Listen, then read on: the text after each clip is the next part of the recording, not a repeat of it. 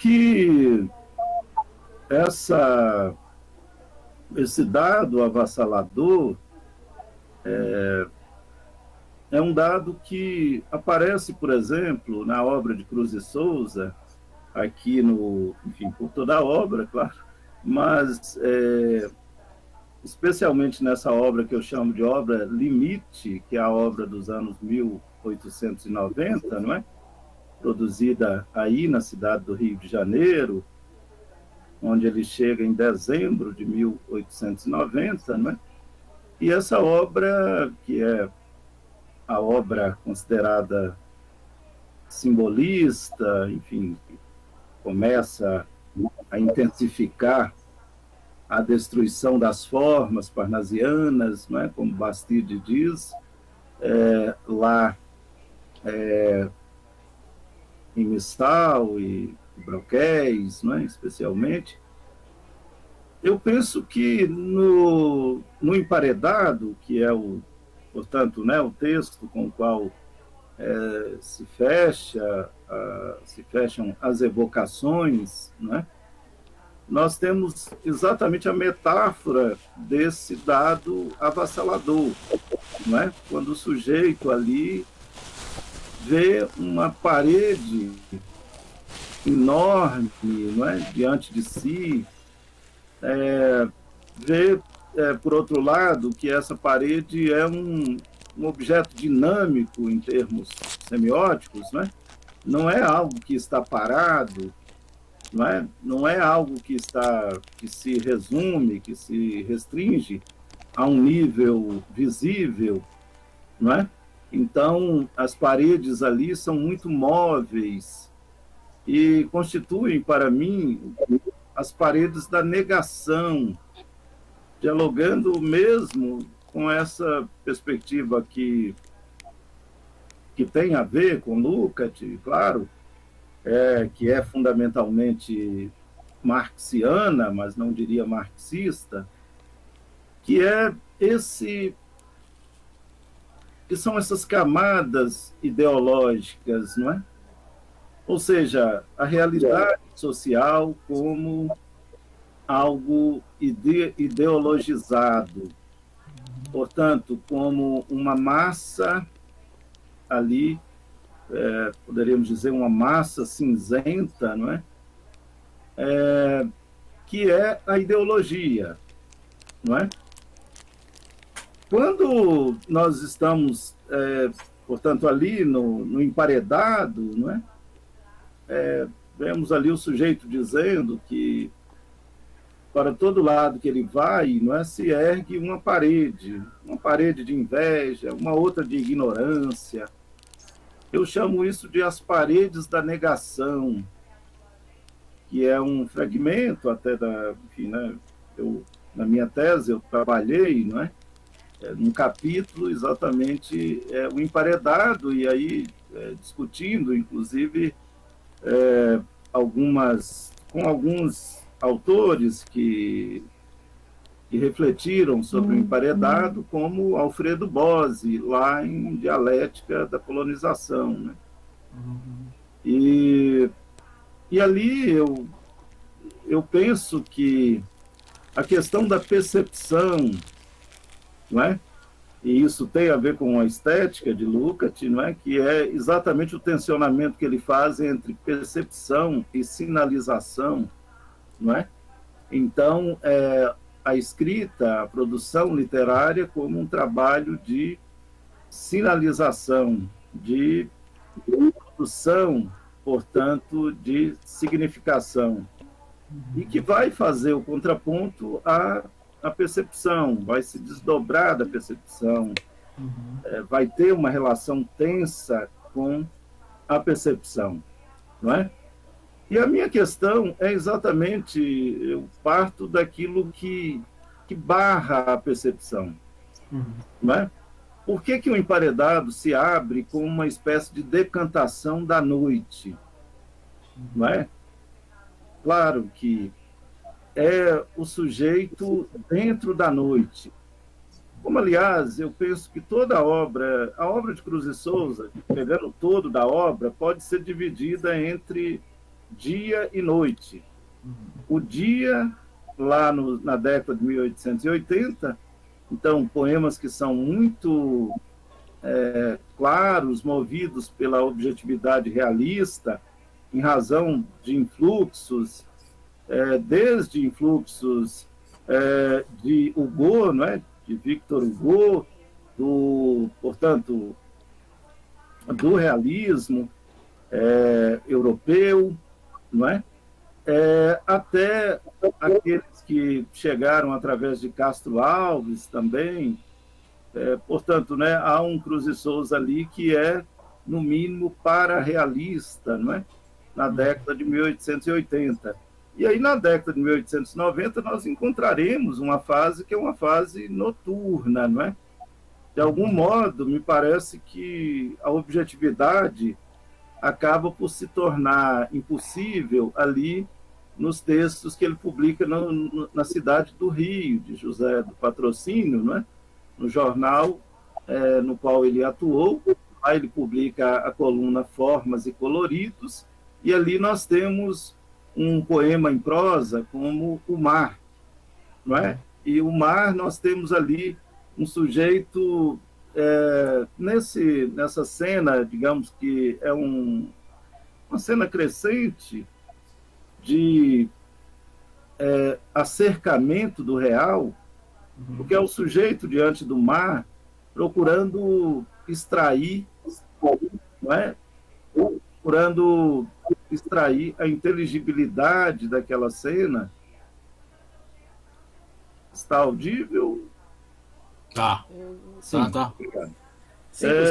E ali ele faz o contraponto, né? Num dado momento, e esse contraponto se inscreve no próprio discurso, dentro daquilo que eu chamo de os deíticos idênticos, ou seja, é quando o sujeito diz assim, lá está o mar, o grande encarcerado. Então, esse lá e cá acabam se ressaltando no plano significante. Ou seja, o mar é lá e é cá também. Ou seja, eu vejo nisso aí o que eu chamo de deíticos idênticos, não é? E que nos mostra a relação sujeito-objeto como uma relação muito complexa, não é? De tal modo que o dentro está no fora e o fora está no dentro. Então, nós temos uma simbiose de fora e dentro. E isso está, por exemplo, em Formas e Coloridos, né, nesse instante, de onde vai brotar os poemas em prosas, vão brotar os poemas em prosa lá de Missal, que o poeta publica em fevereiro de 1893, não é? Então, eu penso que esse dado avassalador é um dado que indicia esse mergulho no real. Não é? Ainda lá no mar, há algo que me chama muito a atenção, que me chamou e me chama muita atenção, que é quando o sujeito diz que o mar parece que é muito forte, não é? Mas à noite o mar parece uma criança chorando, não é? Quer dizer, então essa visão do mar é bastante antagônica, muito contraditória, realmente, assim, não é, sobre o que é o mar, o que é o objeto mar. É um momento em que o sujeito acaba indo para uma compreensão, avançando na direção de uma compreensão sobre a complexidade, a sua própria complexidade, não é? Quando colocamos isso em termos assim ontológicos, ou seja, o próprio ser se assusta, se espanta, não é, com aquilo que ele é. É o momento que os antigos gregos chamavam então do tauma, não é? Qual é o momento do conhecimento? Quando eu conheço, é quando eu sou realmente tomado por uma admiração, por um espanto enorme. É quando eu me vejo nesse instante ali, eu conheço. Quer dizer, então, conhecer é espantar-se, não é? traumatizar-se. E não deixa evidente, não é, quando pensamos na matéria histórica, de ser um trauma. É claro que em todos esses autores e autoras, nós temos a dimensão do trauma, e aí pensando, sim, quando ampliamos um pouco o foco, voltamos então à problematização que Benjamin nos coloca na origem do drama barroco alemão, que é exatamente essa relação entre trauma e tragédia, não é? E a relação com o campo social, portanto, assim, não é uma relação traumática que vai gerar o sujeito melancólico, não é? Ou seja, a melancolia vem desse conhecimento, não é? Enfim, e é um conhecimento traumático. Dizer apenas que a melancolia evidencia o sujeito do conhecimento, na linha de Aristóteles, não é suficiente. Eu penso que é preciso avançar no sentido de dizer qual sujeito de conhecimento está em questão em relação a essa produção negra, da literatura negra, não é? No Brasil. Então, é um sujeito que não é só melancólico, ele é também traumático, uma melancolia que é índice do seu trauma. E aí me parece realmente que a própria matéria histórica, enfim, se coloca nessa produção de um modo que não permite uma descrição, e aí pensando no texto que você cita, muito instigante, sem dúvida, não é? De Lukács, a diferenciação entre narrar e descrever, e ali está a fonte, como sabemos, exatamente da distinção entre um realismo estereotipado, não é? E um realismo crítico. Não é? Então, de fato, o realismo crítico prima pelo, digamos, pelo estreitamento a ponto de chegar à própria aniquilação da distância estética, do distanciamento estético ali, avançando um pouco até Adorno, claro. Então, como que aquilo que Adorno coloca no texto sobre o narrador contemporâneo, é claro que ele próprio vai referenciar por exemplo, com autores que se formaram numa temperatura literária europeia que ainda era a do século XIX. Então, um Proust ou um Thomas Mann, esses autores, enfim, né, estão sob a égide cultural, digamos, lá do século XIX. E aí me parece muito importante pensar que a impossibilidade de narrar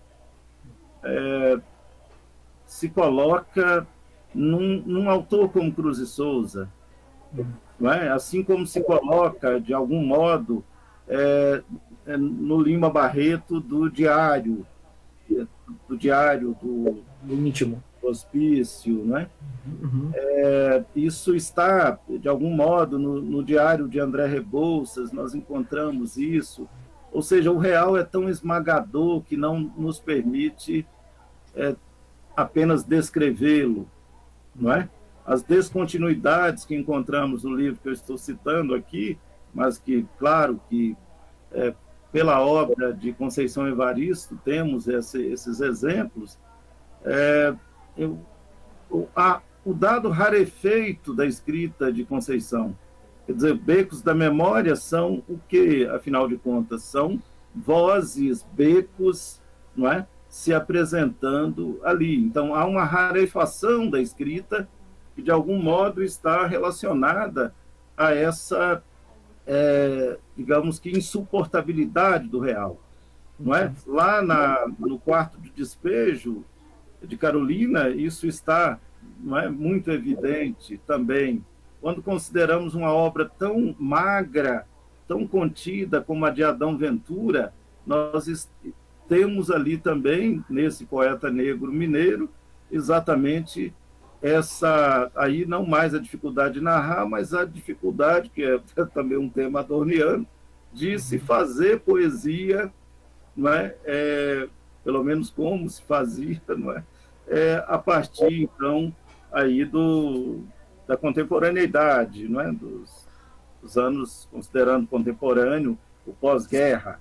Então, Adão, aliás, Adão começa, inclusive, buscando fazer narrativa, não é? O seu primeiro livro chama-se Abrir-se um Abutre, ou mesmo depois de deduzir dele o azul. Ou seja, é um título já poema, não é? E que é um trabalho narrativo. As musculaturas do Arco do Triunfo, a sua outra coletânea, quer dizer, e tudo aquilo é narrativa da crise,